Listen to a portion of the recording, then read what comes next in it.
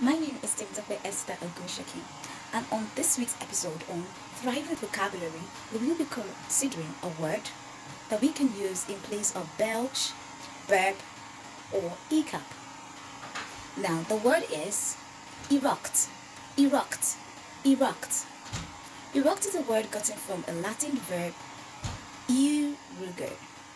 Great.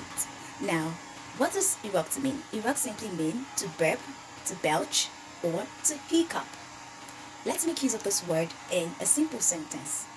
The little baby erupted during the photo shoot. The little baby erupted during the photo shoot.